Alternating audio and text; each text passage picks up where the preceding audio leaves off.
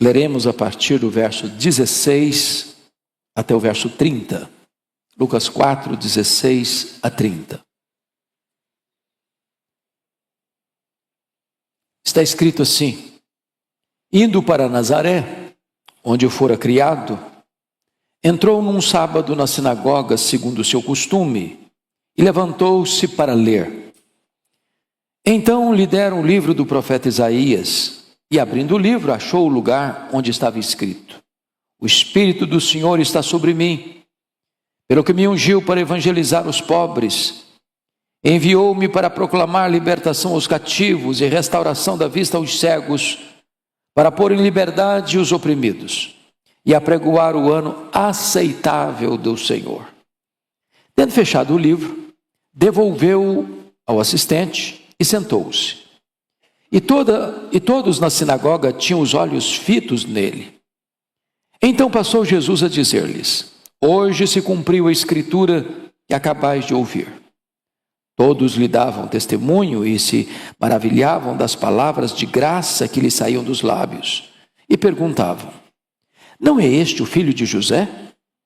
Disse-lhes Jesus: sem dúvida citar-me-eis este provérbio: médico, cura-te a ti mesmo. Tudo o que ouvimos ter se dado em Cafarnaum, faz-o também aqui na tua terra. E prosseguiu: de fato vos afirmo que nenhum profeta é bem recebido na sua própria terra. Na verdade, vos digo que muitas viúvas havia em Israel no tempo de Elias, quando o céu se fechou por 3 anos e 6 meses, reinando grande fome em toda a terra, e a nenhuma delas foi Elias enviado, senão a uma viúva de Sarepta de Sidom. Havia também muitos leprosos em Israel nos dias do profeta Eliseu, e nenhum deles foi purificado, senão Naamã, o Ciro. Todos na sinagoga, ouvindo estas coisas, se encheram de ira, e levantando-se, expulsaram-no da cidade, e o levaram até o cume do monte sobre o qual estava edificada, para de lá o precipitarem abaixo. Jesus, porém, passando por entre eles, retirou-se. Eu gostaria de pensar com vocês hoje sobre o tema: a centralidade do reino de Deus. Pastor Arival já disse aqui, na leitura que fez, que o reino de Deus é a mensagem central do Novo Testamento. O reino de Deus foi o tema principal da pregação de Cristo e também dos apóstolos. Mas se faz necessário perguntar: o que não é o reino de Deus? Primeiro, o reino de Deus não é a nossa igreja. Segundo, o reino de Deus não é a nossa denominação eclesiástica, nem mesmo a somatória de todas elas. O reino de Deus não é a igreja em toda a terra. Em outras palavras, o reino de Deus é maior do que a igreja. O reino de Deus é o governo de Deus. Onde Jesus Cristo reina em um coração, aí chegou o reino de Deus. O reino de Deus é a presença do rei, e onde o rei governa, aí está o reino. Portanto, observaremos o segundo ponto, que são as fases do reino. O grande teólogo Augusto Strong dividiu o reino em 3 fases. Primeiro, o reino de poder. O que é o reino de poder? O reino de poder representa que Deus governa o cosmos, que não há nenhuma galáxia deste universo, que não há nenhum mundo estelar no cosmos, não há nenhum planeta do nosso sistema, não há nenhuma área do planeta Terra, não há nenhum aspecto das nações da Terra onde o nosso Deus não governa. Ele rege, ele sustenta todo o universo.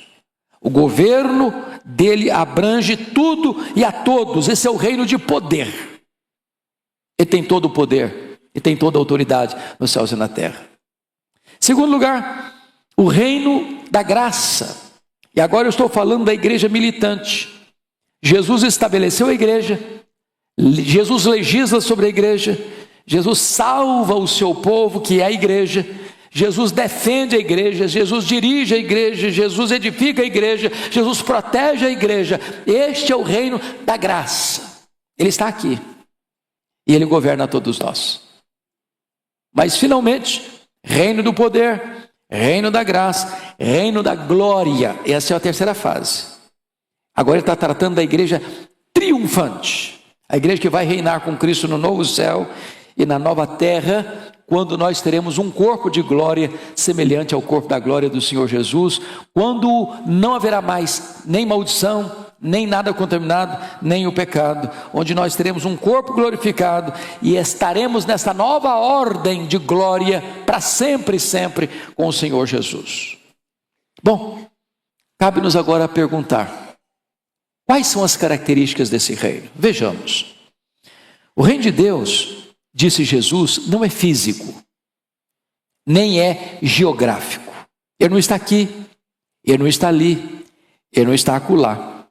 Jesus disse para Nicodemos, o meu reino, para Pilatos, o meu reino não é deste mundo. Então, não é aqui em São Paulo, não é na Europa, não é na Ásia, não é na África. Este reino não é geográfico, nem político. O texto que foi introduzido no culto de hoje retrata para nós que a porta de entrada neste reino é o arrependimento. Arrependei-vos, está próximo o reino dos céus. Então você não entra nesse reino fisicamente com seus pés. Não é uma porta, não é um átrio, não é um salão, não é um edifício, não é um templo. Você entra nesse reino pela porta do arrependimento. E Jesus disse muito claramente para Nicodemos: em verdade te digo, se você não nascer de novo, você não pode ver o reino. Se você não nascer da água e do Espírito, você não pode entrar nesse reino. Então ninguém entra nesse reino sem arrependimento. Ninguém entra nesse reino sem novo nascimento. Mas onde está esse reino? Jesus diz assim: o reino de Deus está dentro de vós. Dentro de vós. Se Jesus reina, governa o seu coração, aí está o reino de Deus. Se Ele manda na sua vida e Ele é o rei, aí chegou o reino. Mas o reino é mais do que isso. O reino é uma qualidade de vida. O apóstolo Paulo, escrevendo aos Romanos, disse: o reino de Deus é justiça, o reino de Deus é paz, o reino de Deus é alegria no Espírito Santo. Onde tem a justiça de Deus, aí está o reino. Onde tem a paz de Deus, aí está o reino. Onde tem a alegria do Espírito Santo, aí está o reino. É claro que o súdito desse reino tem marcas diferentes dos reinos deste mundo. Jesus diz que os súditos deste reino são aqueles que são os humildes de espírito, são aqueles que choram, são os mansos, são os que têm fome e sede de justiça, são os misericordiosos, são os puros de coração, são os pacificadores, são aqueles que são perseguidos por causa da justiça. Esses são os súditos do reino de Deus. E Jesus chegou a dizer que se a sua justiça não excede a justiça dos escribas e dos fariseus, você não entra nesse reino, você não é súdito desse reino. Mas preste atenção nisso. O reino de Deus, à luz dos reinos deste mundo, é um reino de ponta cabeça. De ponta cabeça. Primeiro porque neste reino o maior é o menor. Nos reinos deste mundo, quem é grande? É quem tem muita gente a seu serviço. Mas no reino de Deus, o maior é o que serve a muitos. O grande é o pequeno é o grande. Está invertida a ordem. No reino de Deus, quem quer ser o primeiro tem que ser servo de todos. Os que estão no topo da pirâmide vão para baixo, os que estão embaixo fazem uma viagem para cima. No Cântico de Maria, relatado lá em Lucas, esse reino traz uma série de revoluções para a nossa vida. Por exemplo, tem uma revolução geral. Dispersa os que no coração alimentam pensamentos soberbos. Nesse reino, os que alimentam os pensamentos soberbos não têm entrada, não têm chance, não têm vez, não têm voz. Deus dispersa os soberbos. No reino de Deus há uma revolução política, porque está escrito que Deus derruba dos seus tronos os poderosos. Deus levanta reis e Deus faz reis apiarem do poder. Terceiro, há uma revolução social. Deus exalta os humildes e despenca para baixo os soberbos de coração. Quarto, há uma revolução econômica, porque Deus enche de bens os famintos e despede vazios os ricos. O reino de Deus está aí, de fato, de ponta cabeça. Os valores são invertidos em relação aos valores dos reinos deste mundo. Mas o reino de Deus, mais do que isso, irmãos, é o reino que vence preconceitos. Por exemplo, vence o preconceito religioso. Jesus alcança os gentios. É por isso que os judeus estão tão furiosos em Nazaré, porque quando ele vai falar em Nazaré, ele vai dizer o seguinte: tinha muitas viúvas em Israel, mas Elias foi enviado a uma viúva gentia, lá em Sarepta. Tinha muitos leprosos na época de Eliseu, mas o único leproso que foi purificado não foi um judeu, foi um sírio, Naamã. Jesus está dizendo o seguinte: olha, no reino de Deus, os que são desprezados, escorraçados, aqueles que são marginalizados, os gentios que os judeus achavam que não tinha qualquer chance de serem amados por Deus, são os que são contemplados pelo amor de Deus. Na parábola que Jesus contou, do chamado bom samaritano, o samaritano desprezado é o exemplo de vida cristã. Na parábola, na história de Jesus, a samaritana proscrita torna-se missionária. Por quê? Porque o reino de Deus vence preconceitos religiosos.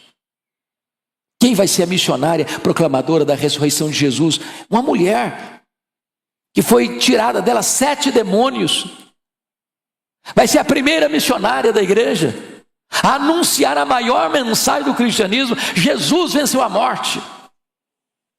O reino de Deus vence o preconceito político e ideológico, porque Jesus chama o que nós chamaríamos hoje um extrema direita, Mateus, e Jesus chama também um que nós chamaríamos de extrema esquerda, um Simão Zelote.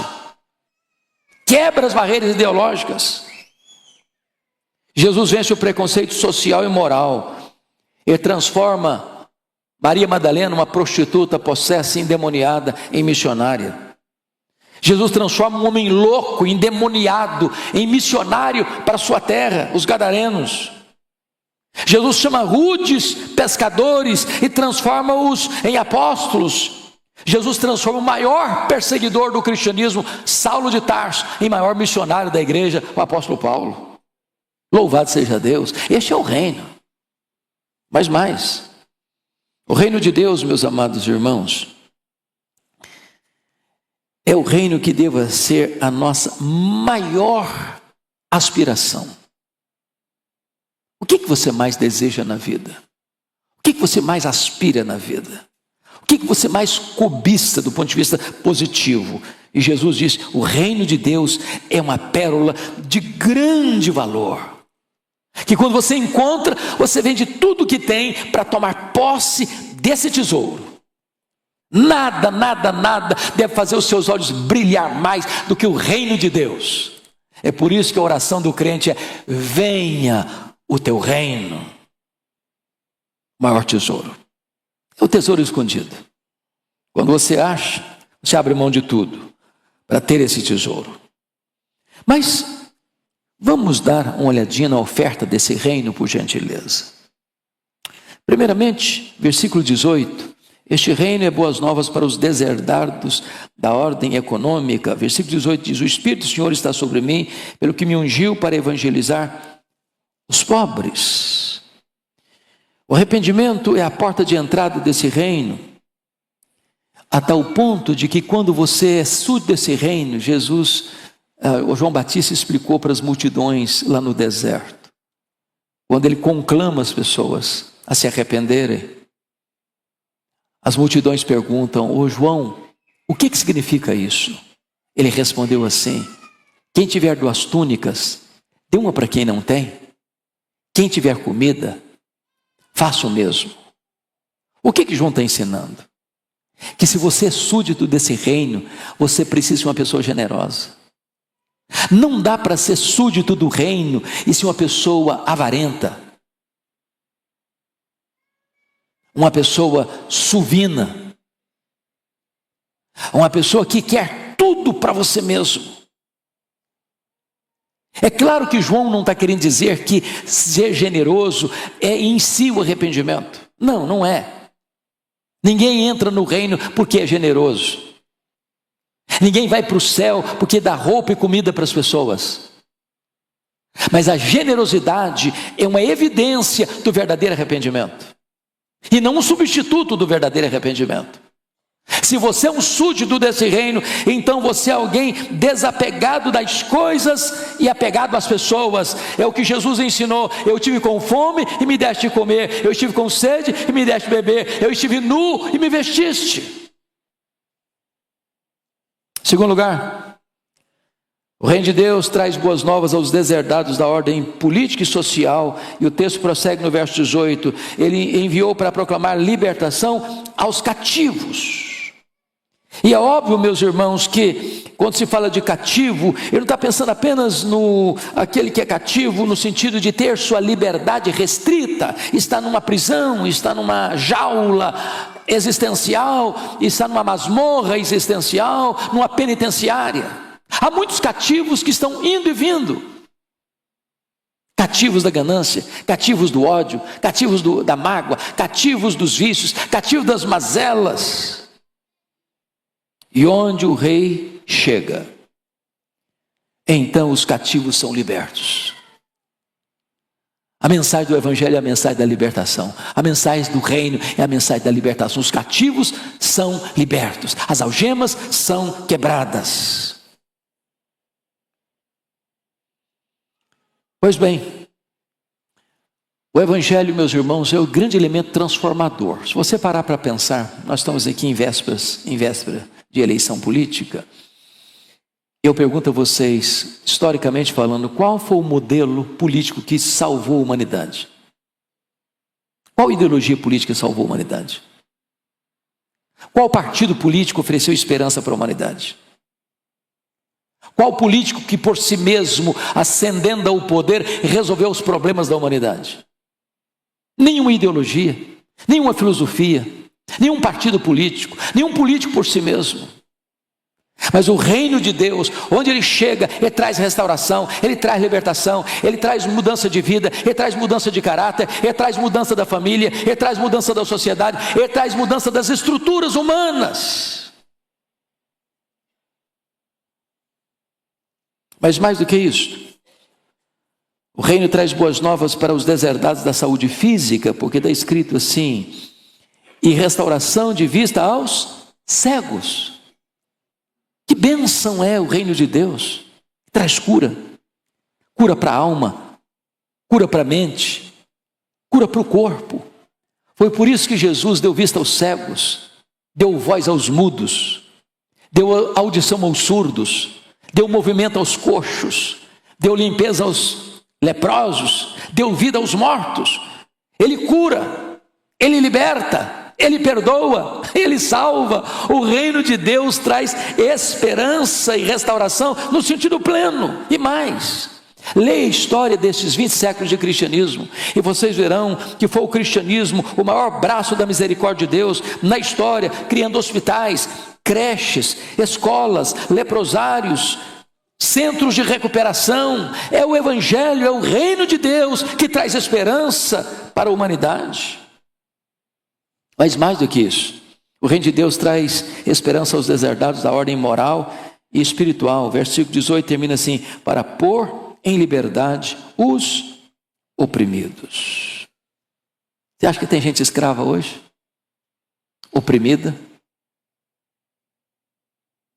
Eu não estou nem falando daqueles escravos que são comprados por dinheiro e empurrados para trabalhos forçados, mas escravos que vivem no luxo, em apartamentos de cobertura, em casas enfeitadas, escravos do vício, das drogas, da prostituição, das mazelas deste mundo. É por isso que é importante entender que somente Jesus pode tornar o homem verdadeiramente livre. E foi ele quem disse: se o Filho vos libertar, verdadeiramente sereis livres. Conhecereis a verdade, disse Jesus, e a verdade vos libertará. Como é que esse reino é implantado, irmãos? Os reinos deste mundo são implantados à força. A força da baioneta, a força da espada, a força de decretos, de leis pesadas, de coerção, de impedimento de liberdades individuais. Os reinos deste mundo oprimem, massacram, sufocam, escravizam, torturam, matam. Mas o reino de Deus não é imposto dessa maneira, a força da baioneta, a força da espada, a força do rigor da lei. Lenin chegou a dizer que os grandes problemas da vida das nações só podem ser solucionados com a força, mas Deus diz: não por força, não por poder, mas pelo meu espírito, diz o Senhor dos Exércitos. O reino de Deus entra na sua vida, de dentro para fora, transforma o seu coração, muda as estruturas da sua vida, restauram totalmente o seu coração. E este reino, irmãos, querendo os homens ou não, gostando os homens ou não, ele vai prevalecer. A ponto do Senhor, lá em Apocalipse, dizer: o reino do mundo se tornou de nosso Senhor e do seu Cristo, e ele reinará pelos séculos dos séculos. O profeta Daniel, no capítulo 2 do seu livro, anteviu esta verdade bendita quando ele olha aquela grande estátua construída por Nabucodonosor. A cabeça era de ouro, os braços e o peitoral de prata, os quadris de bronze, as pernas de ferro e os dedos de ferro e barro, representando aqui certamente os grandes impérios do mundo: o Império Babilônico, cabeça de ouro; o Império Medo-Persa, peitoral e braços de prata; ventre de bronze, representando o Império Greco-Macedônio; as pernas de ferro e os pés de ferro e barro, representando o Império Romano. Diz o texto que uma pedra não lavrada por mãos bate nos pés, e toda a estátua vira pó. E a pedra vai crescendo, crescendo, crescendo, e toma conta do mundo inteiro. O que é isso? É que o reino de Deus porá abaixo todos os reinos deste mundo. E você vai ver em Apocalipse 17 e 18 que os reinos do mundo, representados na grande Babilônia, o sistema econômico e político e religioso corrompido do mundo, vai entrar em colapso, vai entrar em colapso, vai entrar em colapso, e o reino de Deus será do Senhor e do seu Cristo, e Ele reinará pelos séculos dos séculos. Louvado seja o Senhor. Quem são os herdeiros desse reino? Os judeus achavam que eram eles, só eles, e mais ninguém. Ficaram escandalizados com Jesus porque ele comia com os publicanos e pecadores. Eles olhavam para os gentios, para os samaritanos, e lançavam o seu anátema. E Jesus chega lá em Nazaré, dando início ao seu ministério. A cidade que ele cresceu, a cidade que o viu ser carpinteiro. E eles estavam perplexos. Não é este o filho de José?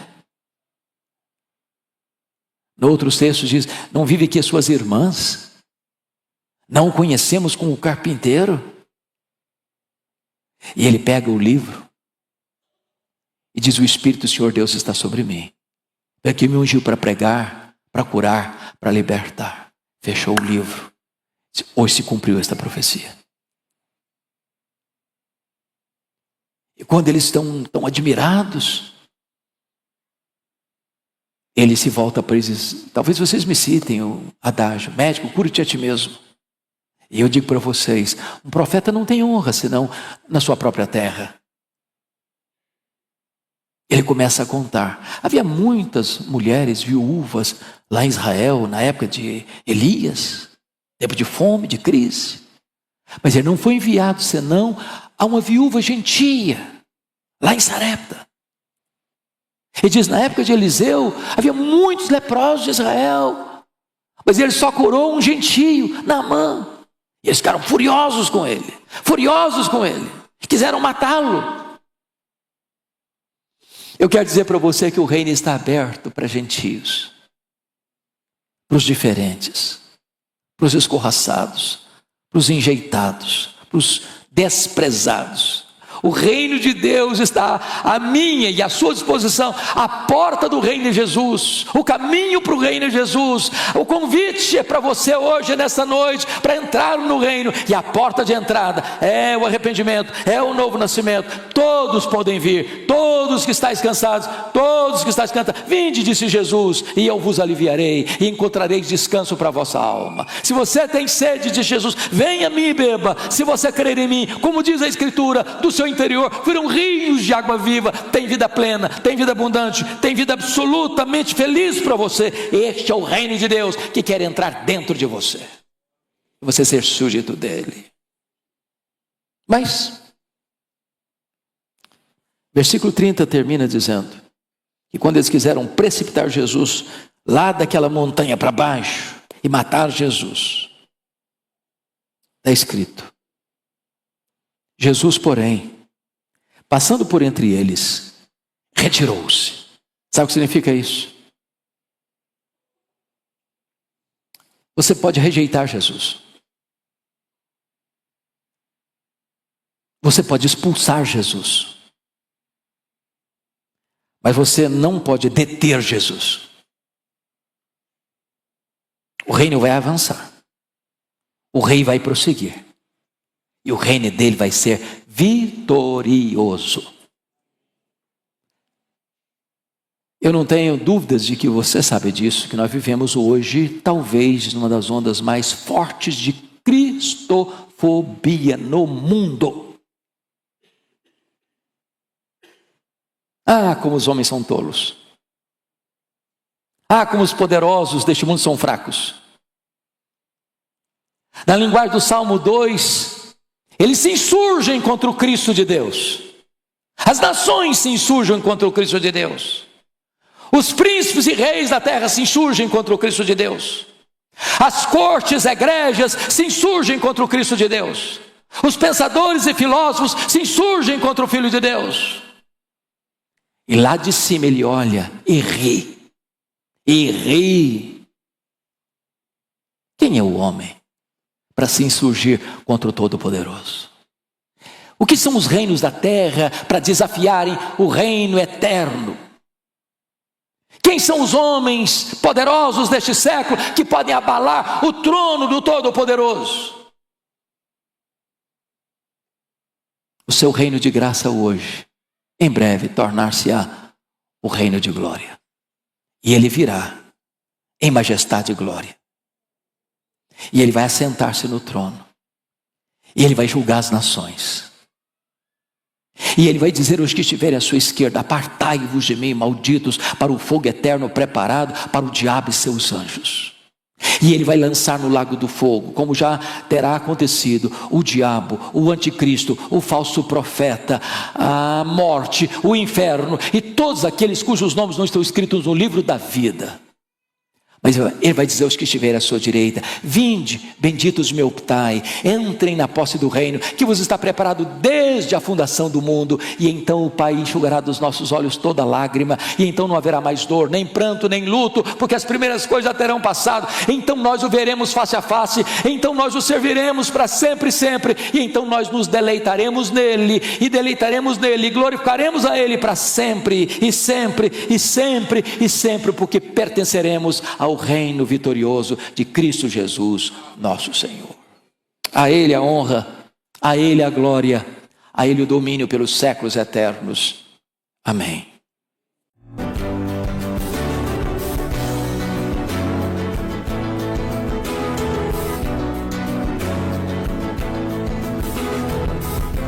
Palavra da Verdade, com Hernandes Dias Lopes.